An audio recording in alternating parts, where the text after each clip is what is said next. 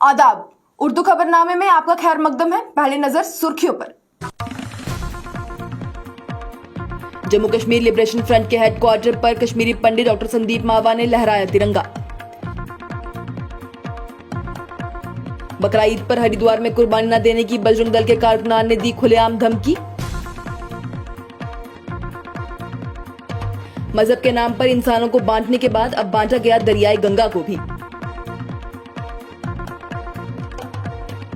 Article 370 statehood और जम्मू कश्मीर में इंतखाबात पर दिल्ली में मुनक्कद की गई राउंड टेबल कॉन्फ्रेंस के बाद वजीर आजम को भेजा गया खत।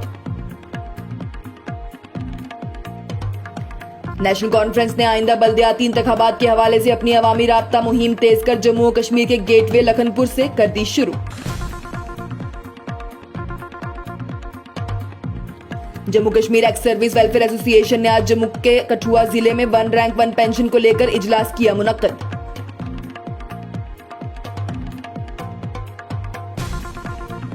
किश्तवाड़ में आज डेमोक्रेटिक प्रोग्रेसिव आजाद पार्टी के कारकुनान ने जमकर किया एहतजाज। बॉलीवुड अपनी ऐसी फिल्मों से सनातन धर्म को बढ़ावा नहीं दे रहा बल्कि उल्टा अपने धर्म का मजाक बना रहा है। राष्ट्रीय हिंदू संघ के यूटी प्रेसिडेंट और सनातनी प्रचारक सनिकांत चिप का बड़ा बयान।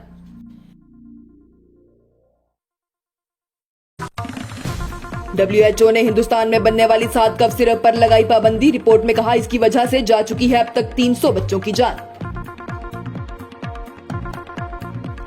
आदिपुरुष फिल्म को लेकर मुल्क में हो रहे एहतजाजों के साथ साथ पड़ोसी मुल्क में भी हिंदुस्तानी फिल्मों को कर दिया गया बैन। वजीर आजम की नजरों में मुल्क से बढ़कर है अपने दौरे की अहमियत। कांग्रेस का नरेंद्र मोदी पर तीखा बयान। अब खबरें तफसील के साथ। कश्मीरी पंडित डॉक्टर संदीप मावा ने श्रीनगर के डाउनटाउन में जम्मू कश्मीर लिबरेशन फ्रंट के हेडक्वार्टर पर तिरंगा लहराया। तिरंगा लहराकर संदीप मावा ने कहा कि JKLF जो एक दहशतगर्दाना तंजीम थी और जिसके सदर यासीन मलिक और बिट्टा कराटे जैसे लोग थे, उनके हेडक्वार्टर पर हमने तिरंगा लहराकर ये मैसेज दिया है कि ये कश्मीर में अहलियतगी पसंदगी के खात्मे की अलामत है और आगे भी अमन को खराब करने वालों से निमटकर रियासत को पुरअज़म फिजा बनाया जाएगा। हरिद्वार में आज बजरंग दल ने मुसलमानों के आने वाले खास त्योहार ईद उल अदा से पहले वहां रह रहे मुसलमानों के लिए एक वार्निंग के तौर पर बयान जारी किया। बयान सुन रहे लोगों से एक कारकुन भाषण देते हुए कहता है कि अगर हरिद्वार के किसी शहर या किसी गली में किसी भी इंसान को खून नजर आता है तो वो फौरी तौर पर उन्हें या उनकी तंजीम के लोगों को इतला दे। फिर उनकी तंजीम के लोग मुसलमानों को बताएंगे कि ईद कैसे मनाई जाती है। जिस गली में शहर के अंदर आपको नाली के अंदर खून मिले तो कृपया करके मुझे या मेरे संगठन के व्यक्ति को बताएं। हम इन्हें बताएंगे कि ईद किस तरह मनाई जाती है, क्योंकि ये हमारी हरिद्वार नगरी है। अगर हरिद्वार धर्म नगरी के अंदर हम अगर अपनी धार्मिक भावनाओं को साथ खिलवाड़ करने देंगे तो ये हमारे लिए डूब मरने वाली बात है। सोशल मीडिया पर एक वीडियो बड़ी तेजी से वायरल हो रहा है जिसमें दरियाई गंगा पर पहुंचे मुसलमान खानदान को एक हिंदू शख्स की जानिब से वहां से निकाल दिया गया और साथ ही ये भी कहा गया कि वहां पर सिर्फ हिंदुओं के अलावा और कोई नहीं आ सकता क्योंकि वहां आने की और किसी को भी इजाजत नहीं है। यहाँ पे केवल हिंदू आ सकता है, उसके अलावा कोई नहीं आ सकता।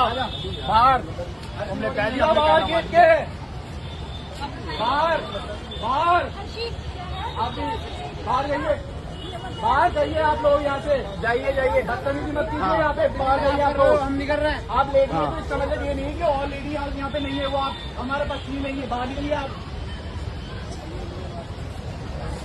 और दोबारा अगर मुझे दिख गए तो ठीक नहीं होगा, आप जाइए। दिल्ली में मुनक्कद की गई राउंड टेबल कॉन्फ्रेंस के बाद अमन और तरक्की के मरकज की जानिब से वजीर आजम नरेंद्र मोदी को एक खत भेजा गया और उन्हें बताया गया कि दिल्ली के इंडिया इंटरनेशनल सेंटर में जम्मू और कश्मीर में आर्टिकल 370 और स्टेटहुड की बहाली के साथ साथ असेंबली इंतखाबात पर जम्मू कश्मीर और दीगर रियासतों के लोगों की मीटिंग हुई। इसके साथ ही इस खत की जानिब से वजीर आजम नरेंद्र मोदी को वहां उठे सभी मुद्दों के साथ साथ उन पर लोगों की इजहार ख्याल से भी वाकिफ करवाया गया।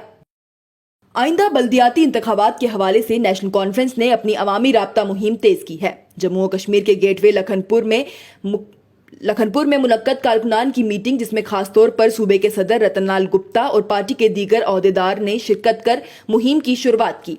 इस मौके पर सूबाई सदर ने कहा मरकजी हुकूमत तरक्की की तरफ ले जाने के बजाय जम्मू और कश्मीर को ले जा रही है जहन्नुम की तरफ। बेरोजगारी उरूज पर है, लोग हुकूमत के कामकाज से तंग आ चुके हैं जिसकी वजह से वो अपनी अवामी राब्ता मुहिम को शुरू कर रहे हैं। ऐसा लगता है कि जम्मू कश्मीर के अंदर म्यूनसिपल कॉरपोरेशन, म्यूनसिपल काउंसिल्स और म्यूनसिपलिटीज़ के चुनाव शुरू होने जा रहे हैं। नेशनल कॉन्फ्रेंस ने ये मुनासिब समझा कि हम इसका बिगल जो है यहाँ लखनपुर से, जो हमारे जम्मू कश्मीर का द्वार है, यहाँ से हम शुरू कर रहे हैं।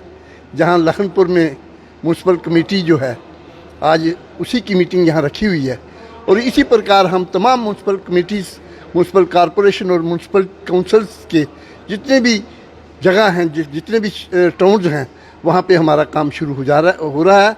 आज उसी शुरुआत हम यहाँ करेंगे। यहाँ तक यहाँ की सरकार का ताल्लुक़ है। बड़े दुख के साथ ये कहना पड़ रहा है कि पिछले जो 5 साल गुजरे हैं, लोग परेशानियों में जूझ रहे हैं। जो हमारे दुख की बात यह है कि हमारे सेंटर के मिनिस्टर भी जो यहाँ आके डेवलपमेंट की बात कर रहे हैं, लेकिन ग्राउंड रियलिटीज़ भी कुछ नहीं। मसलन कल पूरी साहब जो हमारे सेंटर के मिनिस्टर हैं, उन्होंने कहा कि साहब जम्मू कश्मीर के अंदर हमने इंडस्ट्रियलाइजेशन का एक नया रेवोल्यूशन लाया है। मैं आज उनसे पूछता हूँ कि इस 5 साल के अंदर जम्मू कश्मीर के अंदर कितने लार्ज स्केल, मीडियम स्केल और स्मॉल स्केल के यूनिट जो हैं एस्टेब्लिश हुए, जो है वो भी बंद पड़े हैं, जो थे वो भी बंद पड़े हैं। और इस किस्म के स्टेटमेंट देके डेवलपमेंट के नाम पे मैं समझता हूँ कि जम्मू कश्मीर के लोगों को गुमराह किया जा रहा है। आज Jammu Kashmir ex service welfare association ने जम्मू के कठुआ जिले में 1 रैंक 1 पेंशन को लेकर इजलास मुनक्कद किया। मुतासरीन का कहना है कि पिछले 120 दिनों से उनके साथी दिल्ली के जंतर मंतर पर धरना दे रहे हैं, लेकिन फिर भी सरकार उनकी तरफ कोई तवज्जो नहीं दे रही। इसके साथ ही अपनी मांग रखते हुए उन्होंने कहा कि वो सरकार से चाहते हैं कि सुप्रीम कोर्ट के 3 रिटायर्ड जजेस की एक कमेटी बनाई जाए, जो पूरे मुल्क में जाकर उनके साथियों की परेशानियों को सुनकर उसका हल निकालें। मैं मनोहर सिंह, प्रेसिडेंट के एक्स वेलफेयर एसोसिएशन। आज की मीटिंग का जैसे कि आप सभी जानते हैं कि हम हर महीने 10 तारीख को, लेकिन इस समय में मौजूदा हालात में जो सबसे बड़ी जो बर्निंग इशू है हमारा वो ये है कि 1 रैंक 1 पेंशन पार्ट 2 जो अभी रिसेंटली गवर्नमेंट ने जो इम्प्लीमेंटेशन किया था, उसके विरोध इन द सेंस की उसमें जितनी भी विसंगतियां हैं, जितनी भी उसमें अनॉमलीज हैं, उसके विरोध में हमने 20 फरवरी 2023 से लेकर के दिल्ली के जंतर मंतर में कंटिन्यू हमारा जो है वो धरना चल रहा है। आज बड़े दुख के साथ ये कहना पड़ता है कि 120 दिन होने के बावजूद भी हमने तहसील लेवल पे, डिस्ट्रिक्ट लेवल पे और जितने भी माननीय हमारे मेंबर ऑफ पार्लियामेंट थे, उनके थ्रू भी हमने मेमोरेंडम दिए और इस पे कमीशन में क्या विसंगतियां थी, क्या अनोमली थी, उसके बारे में उनको अवगत कराया। लेकिन 120 दिन 4 महीने बीतने के बाद भी अभी तक आज तक हमारे पास कोई भी गवर्नमेंट की तरफ से ये इंडिकेशन नहीं आया, जहाँ ये बुलावा नहीं आया कि आप आइए और हमारे साथ टेबल पे बैठ के कोई बातचीत कीजिए। तो मैं आपके माध्यम से गवर्नमेंट से दोबारा यही अपील करना चाहता हूँ कि जितने भी हिंदुस्तान के जितने भी भूतपूर्व सैनिक जिन्होंने इस देश की रक्षा के लिए, सुरक्षा के लिए अपने बलिदान दिए हैं, अपने प्राणों की आहुतियां दी हैं, तो कम से कम आज इतने बुजुर्ग जो भूतपूर्व सैनिक हैं, वो इतनी चिलचिलाती हुई गर्मी में दिल्ली के जंतर मंतर पे बैठे हुए हैं, 120 दिन से धरना दे रहे हैं। क्या आपके मन में, क्या आपके दिमाग में कभी भी इस तरीके की बात नहीं आती कि हम अपने देश के जो भूतपूर्व सैनिक हैं उनसे कम टेबल पे बैठ के कोई ना कोई बात तो करें। हल जो निकलेगा वो तो बाद में देखा जाएगा। हमारी डिमांड क्या है? हमारी डिमांड ये है कि जो भी विसंगतियां हैं, जिस भी प्रकार की हैं, उसके ऊपर कोई विचार विमर्श, कोई कमेटी बनाया जाए। हमारी ये डिमांड है कि हम कहते हैं कि सुप्रीम कोर्ट के 3 रिटायर्ड जजेस की एक कमेटी बनाया जाए और उनको ये दायित्व दिया जाए कि 3 महीने 6 महीने जो भी एक टाइम फ्रेम करे और वो पूरे हिंदुस्तान में जाएं और जितने भी हमारे ग्रुप हैं उनसे पूछे कि क्या बात है और उसके ऊपर जो भी रिपोर्ट दे। और इसके साथ ही मैं एक बात और कहना चाहता हूं कि मौजूदा सरकार जो है हमारी, जो ये इस टाइम में जो सरकार है, इन्होंने एक 1 मैन जुडिशियल कमेटी बनाई थी, तो वो इसी सरकार ने बनाई थी।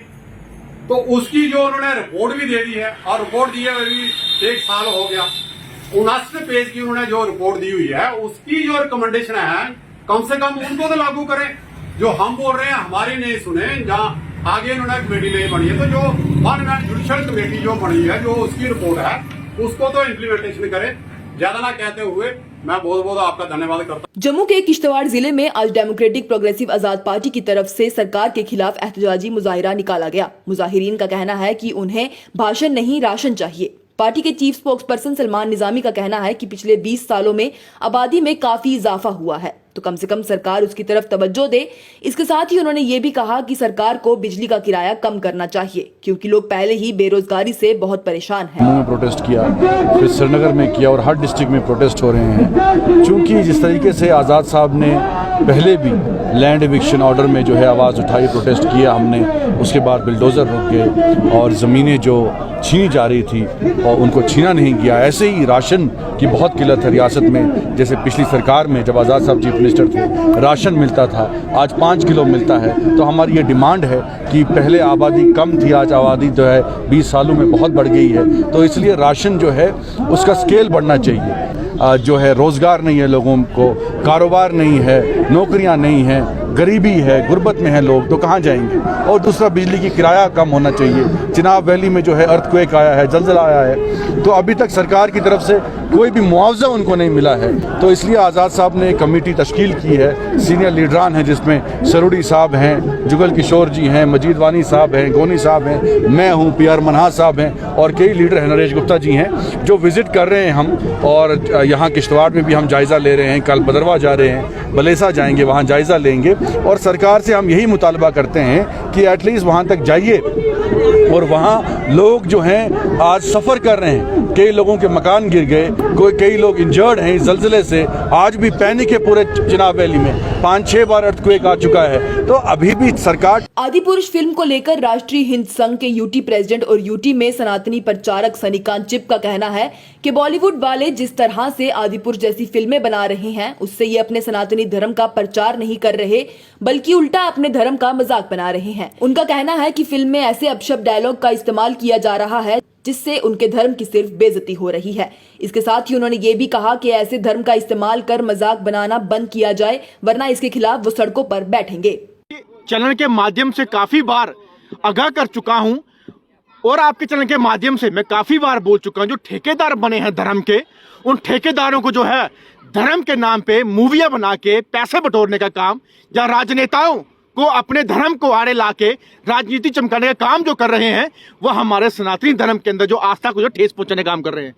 देखिए, जो मूवी आदिपुरुष जो इन्होंने रिलीज की है, ये सेंसर बोर्ड ने किस तरीके से इनको जो है ये परमिशन दे दी, वहां पे किस तरीके से कैरेक्टर और उस चीजों में डायलॉग जो हैं वो भर के एक हमारे लिए शर्मसार करने की बात की है। भगवान श्री राम, जहाँ हमारे बजरंगबली जो है हनुमान जी, वो क्या इस तरीके से बातें करते हैं? जो हमारी रामायण है, क्या उसमें ऐसी चीजें दर्शाई गई हैं? संघ का जो है प्रेसिडेंट होने के नाते जम्मू कश्मीर के अंदर अगर ऐसे हमारे धर्म के नाम पे, जहाँ राजनेताओं ने अगर इस तरीके के हमारे भगवानों को, जहाँ हमारे देवी देवताओं को अगर इस तरीके को आड़े ला के अपने फायदे का काम अगर किया, तो वो हम कतई बर्दाश्त नहीं करेंगे, रोडों पे आएंगे। और जो सच्चा हिंदुस्तानी या सच्चा सनातनी होगा, वो ये कतई भी बर्दाश्त नहीं करेगा। और अगर दोबारा ऐसी मूवी या ऐसी चीजें अगर आपने उत्पन्न की, तो हम सबसे पहले खड़े होंगे। अगर प्रचार करवाने हैं तो मंदिरों में करवाइए, प्रचार करवाने हैं अपने गुरुकुल खुलवाइए। अगर आपको धर्म का अपनी इज्जत करवानी है, तो उनके जो मेले हैं, जहाँ उनके जो अपने जो महंतों को बुला के जो अपना करवाते हैं, जागरण करवाते हैं, जहाँ कहीं पे उनकी अपना प्रचार होता है, वो करवाइए। लेकिन ऐसी जो चीजें हैं, भगवान को आड़े में ना ले जाइए। यही मेरा आपसे कहना है। वर्ल्ड हेल्थ ऑर्गेनाइजेशन ने आज हिंदुस्तान में बनने वाली 7 कफ सिरप पर पाबंदी लगा दी। अपनी रिपोर्ट में WHO ने बताया कि इन सभी कफ सिरप को जांच में लिया गया था, जिसमें इन सब में डाइथिलीन और एथिलीन ग्लाइकॉल का इस्तेमाल ज्यादा पाया गया है। और वही जब इन सिरप्स को मुल्क से बाहर भेजा गया, तो वहां इनकी वजह से अब तक 300 बच्चों ने अपनी जान गंवा दी है, जिसकी वजह से WHO ने भारत में बनने वाली 7 कफ सिरप पर पाबंदी लगा दी। आदिपुरुष फिल्म के आने के बाद से पूरे मुल्क में इसको लेकर फसाद बना हुआ है। हिंदू समुदाय के लोगों का कहना है कि इस फिल्म के कैरेक्टर्स और डायलॉग्स की वजह से उनके भरोसे और एहसास को गहरी चोट पहुंची है। वहीं बात पड़ोसी मुल्क नेपाल की करें तो इस फिल्म को लेकर नेपाल के मेयर बलेन ने फिल्म मेकर को 3 दिन में डायलॉग हटाने की वार्निंग दी थी और वहीं वक्त निकल जाने के बाद भी तब्दीली न आने को लेकर नेपाल ने आदिपुरुष के साथ साथ हिंदुस्तान की सभी फिल्मों को वहां दिखाने से बैन कर दिया।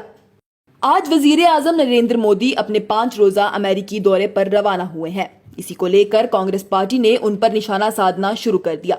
कांग्रेस पार्टी ने ट्विटर पर ट्वीट कर कहा कि पिछले 1 महीने से ज्यादा का समय हो गया है मणिपुर को जलते हुए, लेकिन वजीर आजम ने उस पर ना कोई बात की है और आज अपने 5 रोजा अमेरिकी दौरे पर रवाना हो गए। इससे साफ दिखता है कि उनके लिए क्या चीज अहमियत रखती है। इसके साथ ही उर्दू खबरनामा हुआ इख्तिताम पजीर। दीजिए इजाजत। लेटेस्ट अपडेट्स के लिए देखते रहिए न्यूज इंसाइडर 24/7।